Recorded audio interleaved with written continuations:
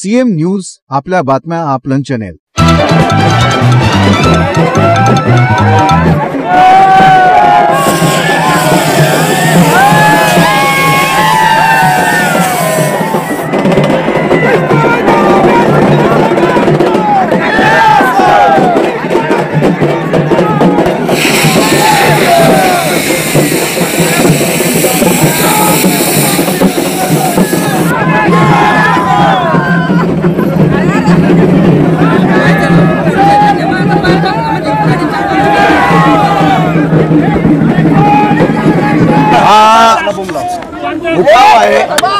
सातारा जिल्हा यशवंतराव चव्हाणांच्या विचाराचा जिल्हा आहे। छत्रपती शिवाजी महाराज, त्याचबरोबर सावित्रीबाई फुले, महात्मा ज्योतिबा फुले, या शाहू फुले आंबेडकरांच्या विचाराच्या सातारामध्ये पुरोगामी विचाराची या ठिकाणी सातत्याने पाठराखण केलेली आहे।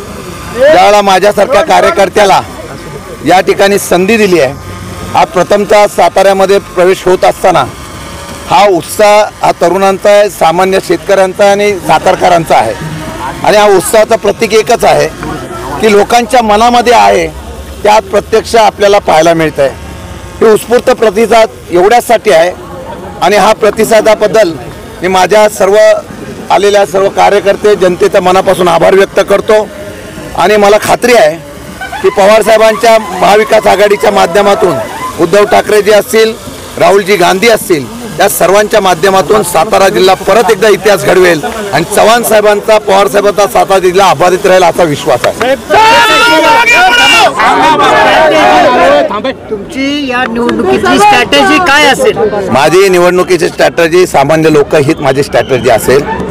या सातारा जिल्ह्यातल्या लोकांना जो बदल पाहिजे, अनेक वर्षापासून सातारा जिल्ह्याचा विकास व्हावा, एक वेगळ्या प्रकारचा विजन असणारा नेता असावा, अशा प्रकारची त्यांची अपेक्षा आहे। आणि मला वाटतं तरुणांच्या असलेल्या बेरोजगारीचा प्रश्न असेल, IT हब असेल, औद्योगिक क्षेत्र विकसित असेल किंवा स्थानिकांना इथं रोजगार औद्योगिक क्षेत्र उभं राहत असताना त्यांना त्या ठिकाणी रोजगार मिळावा, सामान्य शेतकरी असेल त्यांचे प्रश्न बरेच आहेत, वेगवेगळ्या प्रकारचा या सातारा जिल्ह्याचा बॅकलॉग भरून काढावा अशी अपेक्षा आहे। तेच माझं विजन असेल। मी फक्त विकास आणि सातारा जिल्ह्याचा स्वाभिमान हा उभा करण्याच्या संदर्भातून प्रयत्न करेल, हा विश्वास मी या ठिकाणी देतो। मी अजून समोर उमेदवार कोण आहे पाहिलेलंच नाही आहे आणि माझी उमेदवारांच्या बद्दल कुठल्याही प्रकारची स्पर्धा नाही।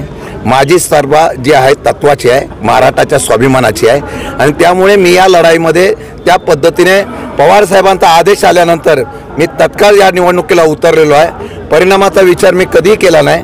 नेत्याचा आणि असलेला महाविकास आघाडीचा आदेश पाळून जनतेच्या ताकदीवर मी 100% सांगतो उठाव फार मोठ्या प्रमाणात लोकांच्या मध्ये आहे, त्याचा परिणाम पाहायला मिळेल। माहितीकडून उदयनराजेंची उमेदवारी निश्चित होऊ शकते असं त्यांचं आव्हान कसं बघता? म्हणजे त्यांच्या आव्हानाला मी कोणाला आव्हान करणार नाही, आव्हान देणार नाही। मी साधा कार्यकर्ता आहे। मी जनतेच्या आणि लोकांच्या आव्हानावर निवडणुकीला समोर जाणार आहे।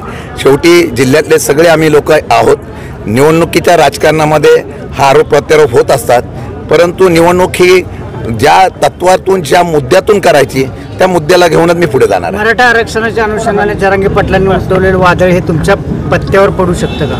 मी त्यामध्ये त्यावेळेला केलेली अपेक्षा कुठली न करता केलेली मदत होती किंवा माझं स्वतःचं कर्तव्य म्हणून काम केलं होतं। महाराष्ट्राच्या कानाकोपऱ्यातून आलेली लोक यांची त्यावेळेला व्यवस्था किंवा त्यांना त्या ठिकाणी सोयी करून देणं हे कर्तव्य होतं, एक मी केलेलं आहे। आणि तसंच नुसतं मराठा समाजाची असंतोष नाही आहे, धनगर समाजाचा पण हायकोर्टाने ती अपील फेटाळलेलं आहे। इतर समाज, OBC समाज, इतर समाजाला सुद्धा या सरकारकडून न्याय दिला नाही। परत या समाजामध्ये वाद कसा निर्माण होईल त्याचा फायदा करून राजकारण कसा करता हा प्रयत्न केलेला आहे। सर्वांना हे कळल्यामुळे आता सर्व लोक या विरोधात जाणार आहेत। साहेब, नरेंद्र पाटील हे माथाडींचे नेते तुमच्यासारखेच, ते तुमचे मित्र आहेत, तुम्ही त्यांना या निवडणुकीत साथ घालाल काय? साथ द्या म्हणून शेवटी पक्षाच्या माध्यमातून जो तो आपलं काम करत असतो।